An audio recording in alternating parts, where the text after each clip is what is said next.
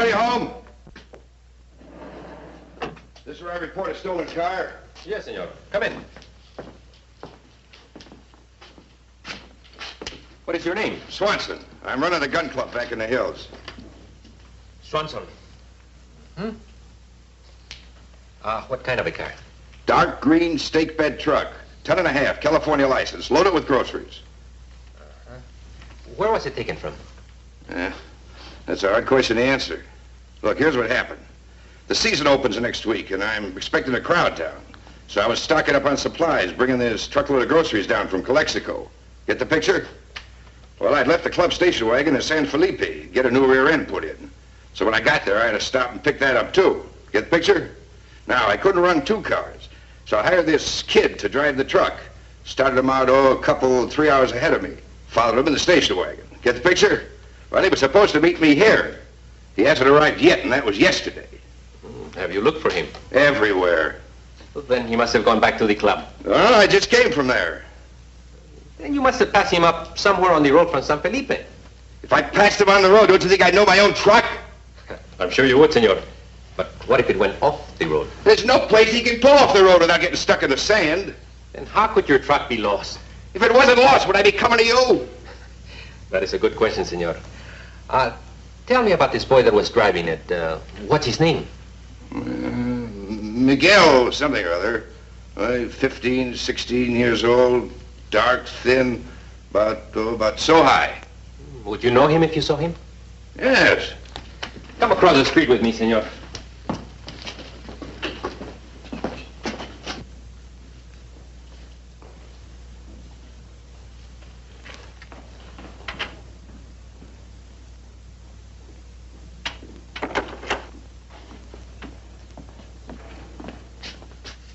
That's him.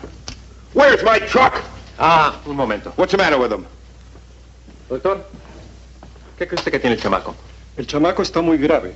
Aún no ha recuperado de su tensión nerviosa, señor. Miguel is a very sick boy. He's suffering from shock. What from? ¿Qué cree usted que fue la causa, doctor? Pues, ¿quién sabe?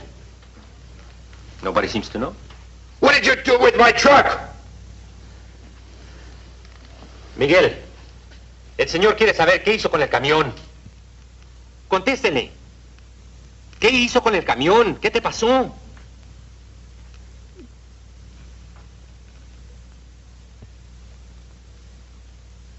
Más fuerte.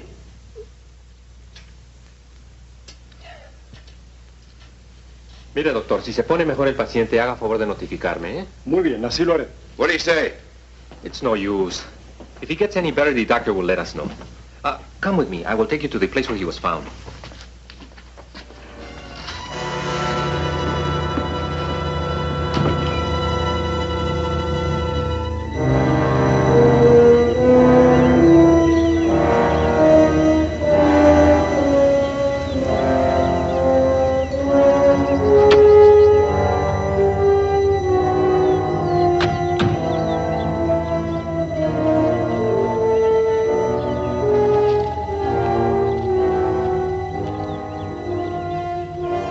Truck made these tracks?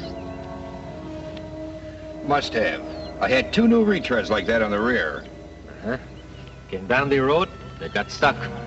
Yeah. Then where'd it go? Straight up in the air, it looks like. Look, that truck had a radio and a heater, but it didn't have wings. Now you're gonna find it, or aren't you? Look, senor, I am just a country policeman. I am paid to keep the peace. If someone steals, I try to catch the thief and put him in jail, like it says in the book. But about this, senor, I don't know. The book doesn't say anything about a thing like this.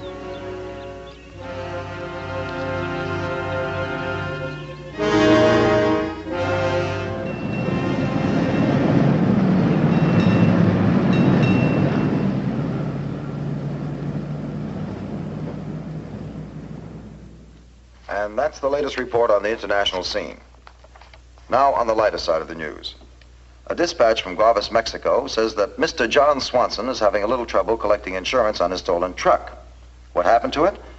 Well, according to his claim report, it disappeared without leaving any tracks. Mr. Swanson says something must have carried off his truck. Now, what could have carried off his truck? And here in Los Angeles, the City Council has decided to vote upon the referendum for increasing the pay of teachers. With the interest that has recently been aroused regarding the importance of better schools, it is possible Operator, that I want to to place a person-to-person call to Mr. John Swanson in Guavos, Mexico. I'll hold the line. I'm getting me a good lawyer. And if one ain't enough, I'm getting two. I'm going to make that insurance company pay up and pay up fast. I'm taking him to court by the... I'm sorry. I guess I shouldn't blow my top like that. But when somebody calls me a liar, Excuse me.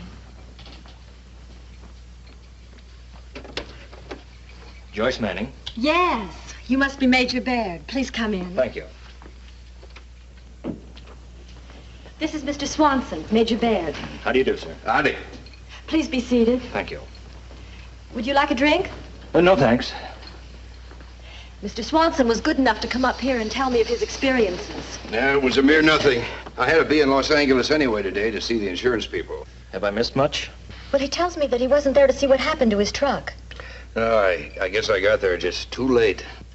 Besides the truck's not being there, did you see anything unusual? Like what? Tracks in the sand. There were car tracks, sure. But no animal tracks? Animal tracks? Human footprints, Mr. Swanson. What's so unusual about that?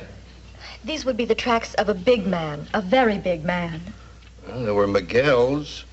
I don't get the picture. How big do you mean? Very big. 10 times as big as you. You trying to kid me? Not at all. I'm trying to find my brother. He got a bad dose of radiation poisoning in the course of testing a plutonium bomb. He started growing at the rate of 8 to 10 feet a day. You may have read about him. Sure. Colonel Glenn Manning, the colossal man. I remember. Glenn had reached a height of over 60 feet when he disappeared. Well, didn't he get shot and fall off a Boulder Dam and get killed? That's right. But Miss Manning seems to have an idea that he survived both the artillery fire and the fall. That is what you're getting at, isn't it? I'll leave it up to Mr. Swanson. Wouldn't that account for the disappearance of your truck? Look, lady, leave me out of this. I didn't see no footprints. I didn't see no giant. I didn't see anything. I've got enough trouble with the insurance company as it is. Get the picture? I gotta be going. Can you think of anyone else who might help me? There's a boy named Miguel down there, but he's not doing any talking. Doctor said he's suffering from shock or something. I'm sorry I can't do you more good, Miss Manning. Thank you for coming, Mr. Swanson. Good day. Goodbye. Hadn't you better give him up, Miss Manning? The Army did some time ago. You never found his body. The river below the dam is a mile deep in some places. His body's down there somewhere, and it'll show up in time. You think Glenn made his way down that river somehow and reached the Gulf of California, don't you? Believe me, it's impossible. I was in charge of the search for him, and I know.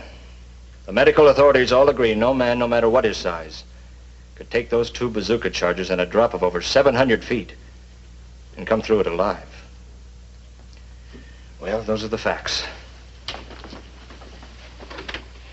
Take my advice and face them. I shall, Major. Oh, thank you for coming. I'm afraid it wasn't worth your while. It could be if you'd have dinner with me this evening. Oh, I'd like to, but I can't. I'm leaving for Mexico right away. Goodbye. Goodbye.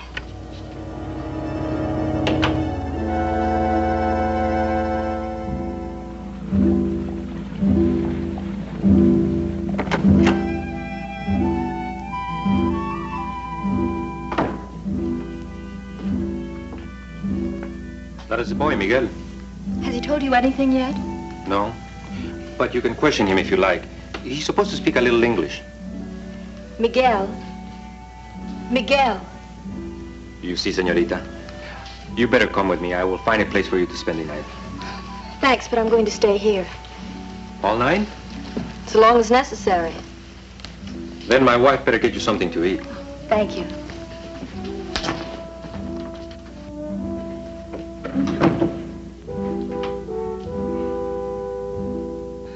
Run. No. I'm run. I'm run. What is it, Miguel? I'm run. Sergeant! Sergeant!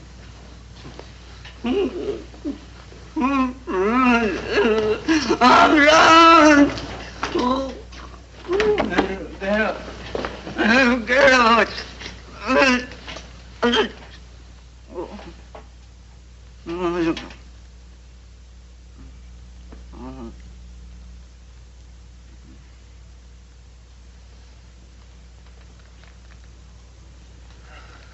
I do not understand what he's trying to say, señorita. Call me if he speaks again. I'm done! I'm done! Miguel. Miguel, cálmate. Miguel. Miguel, cálmese. What does he mean? It's hard to say. Oh, Brome, what is that? It's a big fellow, like an ogre in a story. A monster, a giant man. He must have been dreaming. Was it a giant, Miguel? Was it a giant man? Was it Miguel?